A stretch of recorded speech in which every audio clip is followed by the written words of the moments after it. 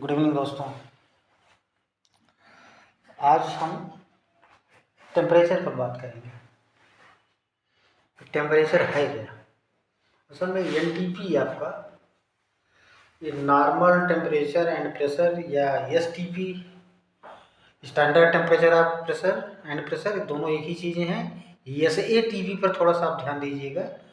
उसमें प्रेशर तो 1 एटमॉस्फेरिक होगा, लेकिन जो टेम्परेचर होगा वो एम्बियंट होगा, standard ambient temperature and pressure.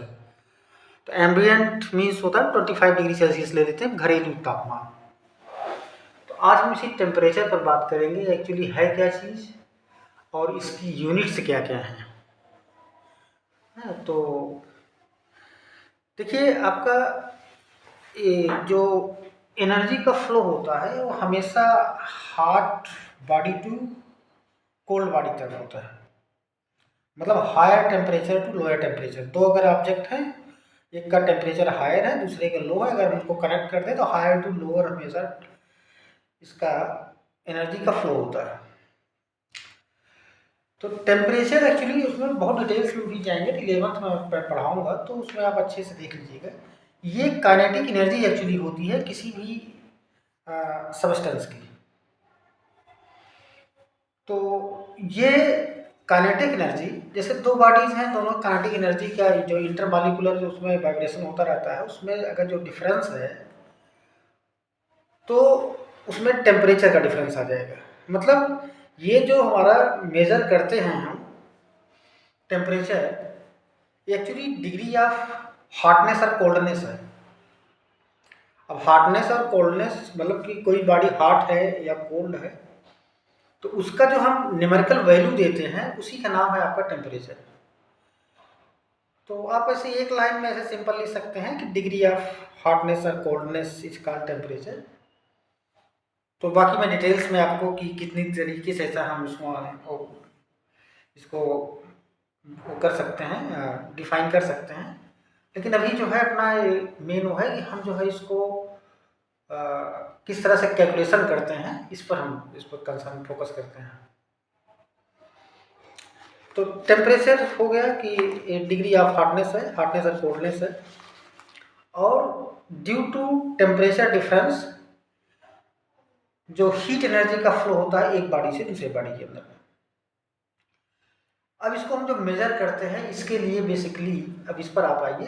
PV equal to NRT में पीवी तो कल बता दिया था, प्रेशर और वॉल्यूम दोनों का जो मल्टीप्लिकेशन था वो आ रहा था वर्क या एनर्जी। अब हम टी पर बात करते हैं, कल हम एन आर पर बात करेंगे, मोल्स और यूनिवर्सल गैस कांस्टेंट पर। तो इसमें देखिए हमारे पास जो मेजरिंग का यूनिट है टेम्परेचर को, वो बेसिकली 5 है। एक तो आपका सेल्सियस स्केल पर है, डिग्री सेल्सियस में नापेंगे, और एक केल्विन में। यहाँ पर आप बहुत ध्यान दीजिएगा, जब केल्विन में मेजर करते हैं तो इस पर डिग्री नहीं लगती है, बहुत इसको स्पेसिफाई कर लीजिए, स्पेसिफिक है एकदम। केल्विन के लिए हमें लॉर्ड केल्विन के नाम पर बना हुआ है, इसमें डिग्री का यूज नहीं करते हैं, बाकी और सब में डिग्री यूज करते हैं। तो सेल्सियस हो गया, केल्विन हो गया, फ़ारेनहाइट हो गया, और एक आपका है रैंकिन, और अगला वाला है रियूमर स्केल। तो इसमें करते क्या है हम,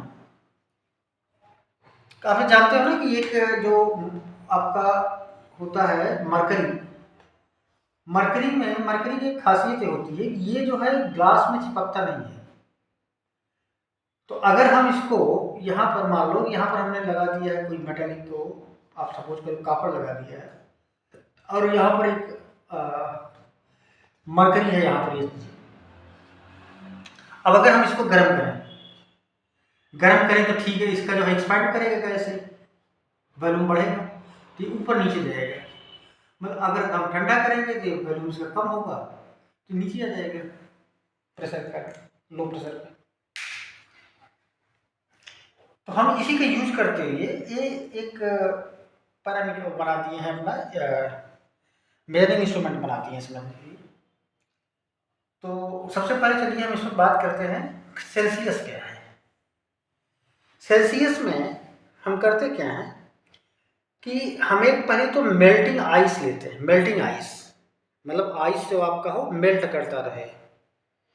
वो आगे चल के उसमें ट्रिपल पॉइंट भी निकाला जाता है 11th में, वो है तो मैं बताऊँगा उसमें। अभी जनरली आप ये समझ लीजिए कि एक बार हम इसके नॉब को, जो मेटल नॉब है, इसको मेल्टिंग आइस में रखते हैं, और दूसरा ये कितना ऊपर गया है इसको हम दूसरी बार इसको हम रखते हैं बॉइलिंग पॉइंट ऑफ H2O, मतलब पानी को अगर बॉयल करने लगे तो उसमें फिर रखते हैं। अब ये जो इसका मरकरी है, पारा है, ये नीचे से ऊपर चला जाएगा। जिस समय हम इसको रखेंगे उसमें मेल्टिंग आइस में नीचे रहेगा, जब हम इसको जो है बॉयल करेंगे पानी, उसमें जब डालेंगे इसको तो ऊपर चला जाएगा।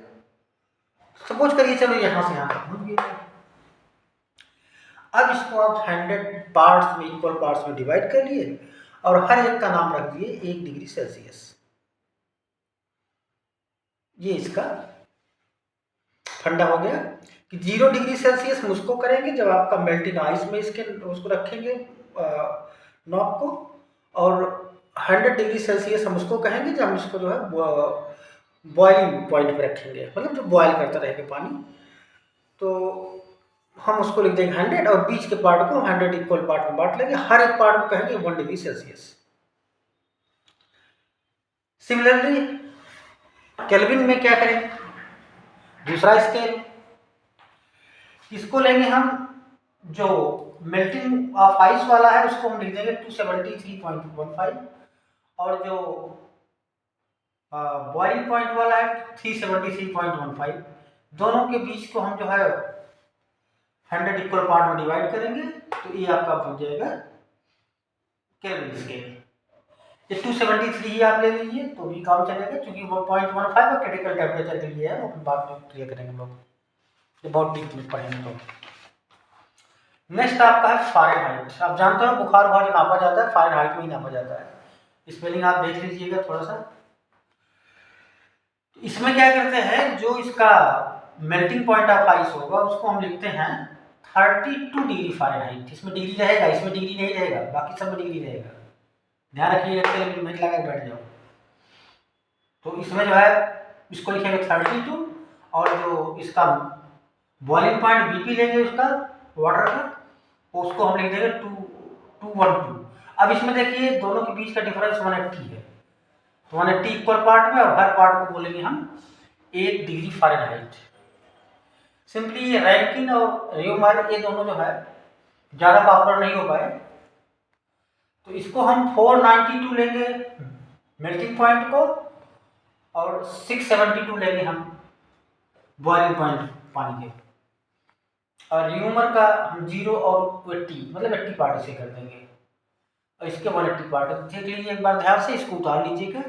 हमें जो मेन कंसर्न हमारा आता है इन तीनों का, जो हमारे कैलकुलेशन में आता है, सेल्सियस, केल्विन और फ़ारेनहाइट। अब देखिए मान लो सेल्सियस में दिया गया है, हमको केल्विन में बदलना है, तो सीधी सी बात है, जहाँ से 0 स्टार्ट हुआ है 273 है, तो अगर मैं इसमें 273 अगर ऐड कर दूँ तो केल्विन की इक्विवेलेंट भी हो जाएगा। मतलब सेल्सियस में 273 अगर आप ऐड कर दो, 1.4 दीजिए, भी कोई ज़्यादा नहीं है, 10वां ग्राम तक चल जाएगा, तो आपका बन जाता है केल्विन। एक तो फार्मूला आपके हो गया। मतलब अगर हम सेल्सियस मान दिया है, जैसे मान लो कि हम कहेंगे 10 डिग्री सेल्सियस में 10 डिग्री सेल्सियस है, इसको आप केल्विन बदलो तो क्या करो, सीधा सा 273 ऐड कर दो और इसको आ जाएगा केल्विन में, मतलब 273 + 10 तो 283 केल्विन हो गया। कुछ नहीं करना, सबसे आसान है। एब्सोल्यूट जो टेम्परेचर बोला जाता है, अगर कहीं भी आप एब्सोल्यूट वर्ड आ जाए, निरपेक्ष मान, तो उसको हमेशा केल्विन में ही लिखा जाता है। अगर किसी और में लिखा है उसको आप केल्विन में कन्वर्ट करो। सेंटीग्रेड को तो आप केल्विन में देख ही लिए हो, बाकी जो है आप 273 ऐड कर दो, केल्विन कन्वर्ट। बाकी हम फ़ारेनहाइट पर बात करते हैं, क्योंकि हमारा जो एज यूजुअल जो हमारा ज़्यादातर जो हमसे काम पड़ता है इस फ़ारेनहाइट का। अब जानते हो बुखार फ़ारेनहाइट में नापा जाता है। इसमें देखिए आपका इसमें 32 टू 212 है, मतलब दोनों के बीच में 180 इसके पार्ट बनाए गए हैं। इसमें इसको माइनस करोगे तो 180 आ जाएगा। अगर हम अब सेंटीग्रेड को फ़ारेनहाइट में कन्वर्ट करें तो हम कैसे करें, इसका आप फार्मूला देख लो, बड़े आसानी से निकल आएगा। देखिए इसका एक पूरा यहां से यहां तक आपका 100 है, तो एक पार्ट इसका कितना हुआ C/100, चलो इसको मैं C लिखता हूँ लोगों को, तो एक पार्ट होगा C/100। इसका एक पार्ट कितना होगा, ये तो 32 से स्टार्ट है, मतलब अगर हम इसको हम 0 से ले लें तो ये हमारे 32 कर दें तो 0 हो जाएगा। अब हमारे इसमें पार्ट कितने हैं 180, ये आप एक फार्मूला आपके तैयार हो गया। C/100 equal to F minus 32, इसलिए हमने माइनस 32 किया इसको 0 लाने के लिए, इसकी इक्विवेलेंट करने के लिए, अपॉन 180। इसमें 180 पार्ट है तो एक पार्ट इतने बराबर होगा, तो ये आपका दूसरा फार्मूला। आप इसको छोटा करना चाहो तो 0 से 0 कैंसिल हो जाएगा, 5 हो गया यहाँ पर, यहाँ पर 9 हो गया। मतलब आप इसको और तरीके से लिख सकते हो, C/5 equal to F minus 32/9। ये आपका दूसरा फार्मूला हो गया। इसमें आपको एक कोई दिया है, दूसरा निकाल सकते हो आराम से।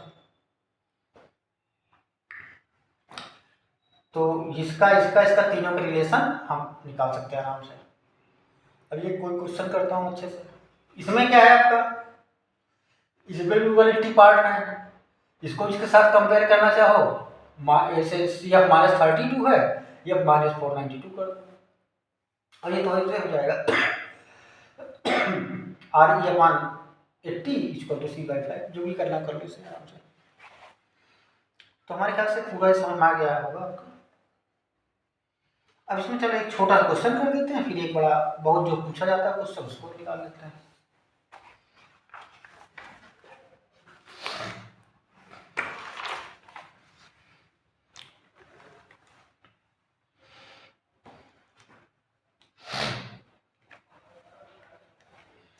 चलिए अच्छा मान लीजिए हम ले लेते हैं, चलो 30°C, इसको हम इन तीनों में कन्वर्ट करते हैं। तो पहला केल्विन में क्या होगा, 30 प्लस 273 इक्वल टू कितना हो गया आपका 303 केल्विन, इतना हो गया। पहले आपके सेंटीग्रेड को हमने इसमें कन्वर्ट कर दिया। अब दूसरा आता है हम इसको फ़ारेनहाइट में कैसे कन्वर्ट करें, चलो ये आपको दिखा देते हैं। तो C/5 equal to F minus 32/9 आपका है। तो हम C हमने 30 लिया है, 30/5 इक्वल टू F माइनस 32/9, 6 हो गया। इधर अगर 56 माइनस 32, इसको इधर कर लेंगे, ये इक्वल टू कितना हो गया 56 प्लस 32, ये इधर आया प्लस हो गया, ठीक, इक्वल टू कितना होगा इतना फ़ारेनहाइट, मतलब 30° इक्वल टू कितना होगा 88 डिग्री फ़ारेनहाइट। अब आपका जो बुखार ऐसे होता है, पता लगा कि उसने बोल दिया कि 100 डिग्री है, तो 100 डिग्री फ़ारेनहाइट है, अब कितना डिग्री सेल्सियस होगा, तो आप इसको रिवर्स कर दो ऐसे। मान लो आपका बुखार जो है 100 डिग्री फ़ारेनहाइट है, तो हमने यहाँ लिख दिया आपका एफ की जगह लिख दिया 100 degree Fahrenheit minus 32/9 equal to C/5। तो C इक्वल टू कितना निकला आपका, इसमें इसको माइनस करोगे सम, तो हो गया आपका 8 और 9 6 68/9/5 था, 5 धरा मल्टीप्लाई हो जाएगा, ठीक हो गया। इसकी C की वैल्यू दोनों मल्टीप्लाई कर डिवाइड कर देना है। एक बड़ा अच्छा क्वेश्चन का पूछा जाता है, तो थोड़ा सा आप ध्यान दीजिए इस क्वेश्चन को, बस ज़्यादा कुछ नहीं है इसमें। एक क्वेश्चन में पूछते हैं कि क्या कोई ऐसा हमारे पास कोई ऐसा वैल्यू है जिसके लिए सेल्सियस की वैल्यू और फ़ारेनहाइट की वैल्यू, सेंटीग्रेड बोलते हैं, सेल्सियस की वैल्यू और फ़ारेनहाइट की वैल्यू दोनों सेम हो। तो ये आपका हम इस फार्मूला लिख दिए हैं C/5 equal to F minus 32/9। हमारा क्वेश्चन है कि किस वैल्यू के लिए, मतलब कितने डिग्री सेल्सियस के लिए या कितने डिग्री फ़ारेनहाइट के लिए दोनों की वैल्यू सेम एग्जैक्टली मतलब मैच करें। जैसे मान लो यहाँ पर है दोनों मैच कर रहे हैं, तो निकाल लेते हैं। चलो मान लो वैल्यू x है, वैल्यू क्या है, x है, जिसके लिए दोनों की वैल्यू मतलब सेंटीग्रेड में भी वही आएगा, फ़ारेनहाइट में वही। क्वेश्चन पूछा गया है, बहुत कई बार पूछा गया है। तो चलो इसको x मान लेते हैं। x/5 equal to f x ये भी हो गया आपका माइनस 32/9। तो ये कितना हो गया आपका, 9 इधर आ जाएगा, 9x इक्वल टू इधर जाएगा तो 5x माइनस 5 से मल्टीप्लाई हो गया, 5 2 10, 5 3 15, 16। क्लियर है इतना। इसको इधर से मल्टीप्लाई कर दिए, इसको इधर कर दिए, तो 9 इससे करें 9x 5x हो गया माइनस 5 से 32 में 160। तो इसको इधर लाएंगे तो कितना हो गया, 9x माइनस 5x तो 4x बचा, 4x equal to 160। It means x equal to कितना होगा 160/4, दैट इज माइनस 40 डिग्री। तो माइनस 40 डिग्री ऐसा टेम्परेचर है जिस पर कि फ़ारेनहाइट और इसका सेल्सियस दोनों की वैल्यू सेम होती है। ये क्वेश्चन बहुत बार पूछा गया है इसमें, इसको आप नोट कर लीजिएगा। बाकी अब इसमें इनका ज़्यादा यूज़ करते हैं, जैसे तीनों का। अगर कहीं भी आपका टेम्परेचर किसी में हो तो एब्सोल्यूट टेम्परेचर अगर आपको यूज करना है, जैसे P बराबर nRT में भी, तो T हमेशा केल्विन में आपको रखना होगा। सेंटीग्रेड में या फ़ारेनहाइट में केल्विन कन्वर्ट करो तो आराम से आप कर लोगे। अब नेक्स्ट हमारे ख्याल से हम लोग कल बनाएंगे कि PV equal to nRT, PV equal to nRT। इसमें हमारे पास प्रेशर के बारे में वो बता दिया है, वॉल्यूम के बारे में बता दिया, टेम्परेचर के बारे में बता दिया। कोई अगर नहीं समझ में आया कोई बात, आप उस पर जो है कमेंट डालिएगा, हम उसको देख लेंगे फिर से। अब N नंबर ऑफ मोल और R जो है यूनिवर्सल गैस कांस्टेंट है। तो ज़्यादा वीडियो बड़ा हो जाएगा, हम चाह रहे इसको N को मोल को अच्छे से समझाने आपको, कभी जिससे जो है आपको प्रॉब्लम ना आए। ये बड़ा इम्पोर्टेंट टर्म है, ये आपको use 9th 10th 11th 12th हर जगह पर होगा। अगर आप फिजिक्स या केमिस्ट्री पढ़ते हो तो बिना इससे काम नहीं चल पाएगा मोल के। तो इसको मैं बहुत अच्छे से समझाऊंगा, बहुत डीपली ले जाएगा थोड़ा सा, और आर को भी, यूनिवर्सल गैस कांस्टेंट को। तो और अभी ख़त्म हो जाएगा हमारे ख्याल से, तो हम लोग जो है थोड़ा सा फिर ये आ जाएंगे इलेक्ट्रिकल इलेक्ट्रॉनिक्स पर, क्योंकि उसका काफ़ी लेट हो रहा है। उसके जनरल टर्म्स पहले, जैसे वोल्टेज क्या है, करंट क्या है, चार्ज क्या है, रेजिस्टेंस क्या है, कैपेसिटेंस क्या है, रिएक्टेंस क्या है, सब थोड़ा थोड़ा बताएंगे। उसके बाद फिर एक एक उठाएंगे एक्टिव या पैसिव कंपोनेंट, उसके बारे में पूरा डिटेल्स निकालेंगे हम लोग, सारे फार्मूले उसको लाइव दिखाने की मैं कोशिश करूँगा। ये मेरा नेक्स्ट स्टॉप है। चलिए ठीक है, इसको आप अच्छे से समझ लीजिए, इसको उतार लीजिएगा अच्छे से। ठीक है, थैंक यू।